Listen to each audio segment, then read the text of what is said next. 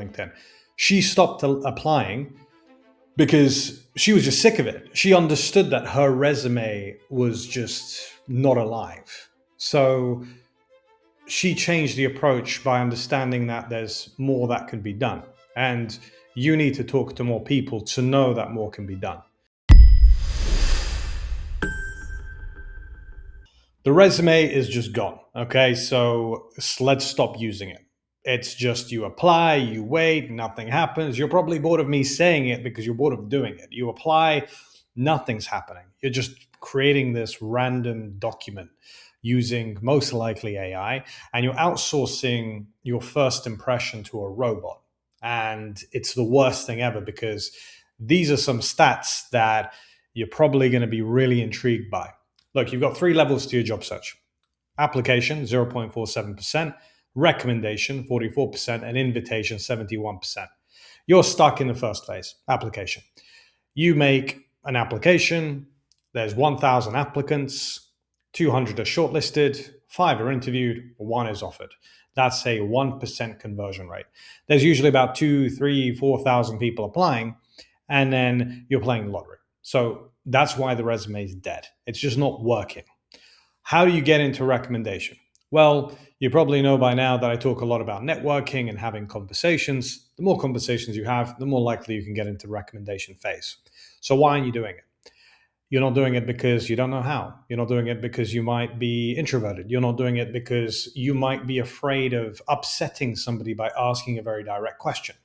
You think that networking is, hey, can you hire me? Give me a job. That's not networking. That's spamming.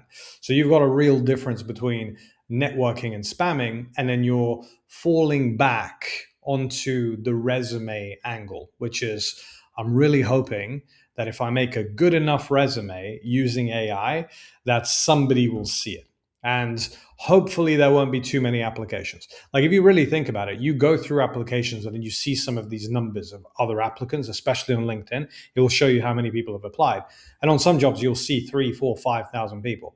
On other jobs, you'll see 600 people. Some jobs, you'll see one person has applied. And then you get really excited about that because you think, yes, finally, a job that hasn't got spam applications. And then you check back again in 1 hour and it's shot up to 700. But here's a little secret. That job is not just on LinkedIn. It's on several other job boards. And then there's 8 other different revenues for that company to get more applicants. And then before you know it, they're actually getting 5,000 applications over 6 weeks. And then you see the numbers again of, can a company actually interview more than 5 people? Like if you think about it, let's say you're hiring and you put out a job ad and you think to yourself, okay, I'm going to interview a group of people. Now, let's kind of think about what that number is. You get 5,000 applications. Are you going to interview 5,000 people? That will take you years. And by the time you get to the end of that queue of people, the first group of people, or up to 4,900 people, probably would have found another job or have just not wanting to wait for you to come back to them. So you're going to select 5, maybe 10, but 5 most likely. And out of those 5, you're going to select 1. So again, you are in those 5 or you are not in those 5. Most likely, you are not in those 5. That is why the resume is dead, because you're playing a lottery. It should be called the lottery rather than the job search, because you're hoping, you're on hopium, and you're not changing the chances, and you're not increasing the chances, and you're not increasing the influence you can have. Now, if you really break down your job search, you need to influence people to know you exist. If they know you exist, your chances of securing a winning ticket, quote unquote, goes up because they've seen your LinkedIn. They know what experience you have. They probably would have some good idea of what type of company you're going to join. And then they make a decision if you're the right fit. You might have seen a video before where I compared Microsoft hiring 2 different people. So you have one person who has 100% experience, but they don't have the right fit. Then you have someone who hasn't got the experience, but their fit is much better. Is it easier for Microsoft to change a company culture fit and a personality and a soft skill structure of a human being rather than build the experience? What's easier? Building the experience, right? So that's why companies aren't really focusing on just the experience, which is good if there's any viewers of this video who don't have the experience required for most jobs. And also, a little public service announcement, you should punch above your weight. If you see a job that requires 5 years of experience and you have 2 years of experience, apply to that job. But don't just play the lottery. Reach out to people, explain why you feel you would be the good fit for the company, not just a lack of experience, and don't feel introverted, because that company might hire you because it's easier for them to build the experience you need rather than change the company culture fit. So I hope that makes sense. And I hope that actually builds a little bit more confidence and oomph into your job search, because your job search, 50%, it's mindset. Let's be honest. You see a ton of jobs, you see a ton of competition, you start to get those dark thoughts of like, well, there's someone with more experience. There's someone who's a better fit. There's too many applicants. Like, are they actually going to read my resume? I'm not going to apply. Like, that's most job seekers today. That's your competition. Now, the good thing about you is you're watching these videos, which are bettering your job search by understanding what you can do from outside of the box. And that's great because you're in a small group of people that want not just any job, you want the job. And the job requires a little bit more of a strategy. And your strategy shouldn't be pray and spray and hope for the best. And let's hope that the hiring manager will see me because, hopium, not really a great strategy. But you want to be able to, well, let's put it this way. Rather than me telling you what you should do, let me break it down to you in this way. Your dream company calls you and then they say, hey, I've got your resume in front of me. Talk me through it. Why should we hire you? Now, if you sound anything like, hey, I'm hardworking and motivated, this is what it sounds like. Hey, I'm really good. I'm really passionate about paying my bills. That's what they hear. So that's you being an everyday job seeker. That's the competition you have, which is noise and the wrong applicants. What you should do is you should understand the culture. You should understand how you fit into the company outside your hard skills. So are you a communicator? Are you a leader? Do you have empathy? Do you have adaptable skills? Are you team oriented? There's so many different soft skills that define you differently from a random job seeker. Then you can talk about career progression. Is that important? Maybe it's the tools and the skills and the technology that company looks for you to have a working or understandable knowledge of.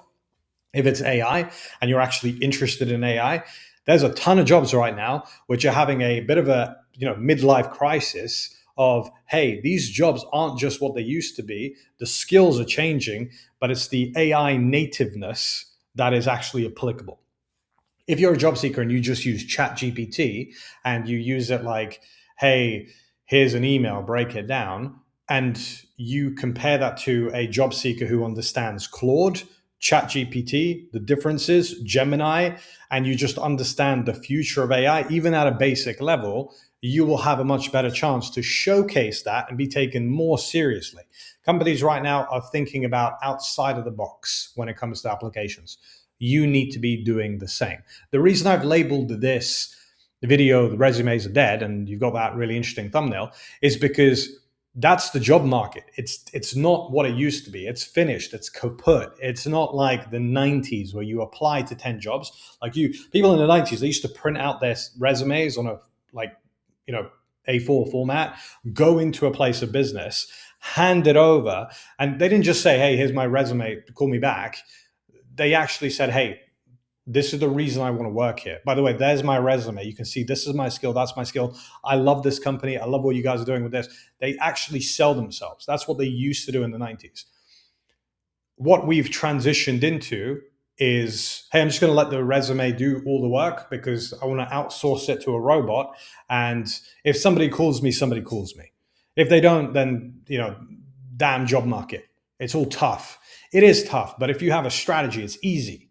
One of my clients, Malavika, got an offer at 9 days. She stopped applying. She just stopped using resumes completely. I'll put a little screenshot of her message to me on LinkedIn. She stopped applying because she was just sick of it. She understood that her resume was just not alive. So she changed the approach by understanding that there's more that can be done. And you need to talk to more people to know that more can be done. If you're not talking, you're like, imagine you're a mute and you're just hoping for the best. Apply, wait. Apply, wait. Apply again, wait. Nothing. Like, come on, you need to see that there's more to the job search than just hoping for the best. You are on hopium and I want you off it, okay? Let's move away from hoping. That's not going to work. Now, some of you might say, Milo, it's easy for you because, like, I've been trying it. I've tried, networking, and I've sent messages. I received a networking message from someone asking me for a job. I'm going to put it up on the screen now. This is not networking. You might be sounding like this. Like, you might send messages to people saying, "Hey, I'm interested in a job," or "Hi, how are you?" That's my favorite. And then you don't get a reply. And then you think, "Damn, like, networking is tough. It's just not working for me." Well, it's not going to work for anyone if they send messages like that. That's just not what it is. What networking is delivering value to a conversation that is so unique that you can compare it to all the other people who are like, "Hey, any jobs?" and you stick out from the crowd. Like, networking is so multi-layered that you have an ad note on LinkedIn where the sole purpose of that message is to get an acceptance. Then you have a step 2 message, and the sole purpose of that message is to ask a question that is so specific to your profile that you get a response. And by the way, you're still not networking. You're actually building up a surface area to be taken seriously and to build engagement. So your ad note is like, "Hey, I'm looking for a job." Nobody accepts that. Nobody cares. But if you actually have a really simple, like, "Hey, I can see you're the hiring manager for this company. Would be great to connect," that's much better. Because some of you actually send a message like, "Hey, I can see you're the hiring manager. These are my academics. This is my skill, blah, blah, blah, blah, blah, blah, blah, blah, blah. I'm really passionate about paying my bills. Please connect." And then they're like, "Oh my God, this person sounds like a nightmare. I don't have time for this." And you get ghosted. And then you think networking doesn't work. Resumes are the go-to. I'm just going to keep applying. It's all going to go the same way. And hopefully, back old hopium, somebody's going to call me back. And then they never do. And then before you know it, it's 2027. Like, you're in 2027 and someone says, "Hey, I'm starting to apply for jobs. Any advice?" And you think, "You know what? It doesn't work. I just keep applying and I'm still unemployed." Or worse yet, you're actually in a job you hate and you're just there. And then you think, "I should have listened to someone about networking." And this is your wake up call, because 2026 is arguably the last year that job search is going to be structured to a point. Like, imagine AI gets so crazy, which we all know it will, that some of the jobs you're thinking about doing right now will be gone, because the opportunity you have today is not just doing the job, it's actually getting the job to learn how to do it in the future. Like, if you're a data analyst today, you're not going to be a data analyst the same as a data analyst in 2027.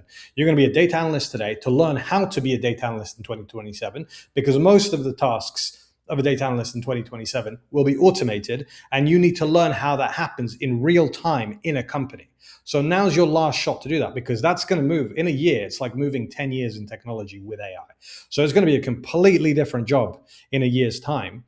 So it's not even just getting a job, it's basically being able to work at all, right? You want to get into a company today that understands your fit, your profile, your career progression, where you can sell yourself enough for them to take you seriously so you can actually grow within the role. Because there's a big change happening. It's like the industrial revolution.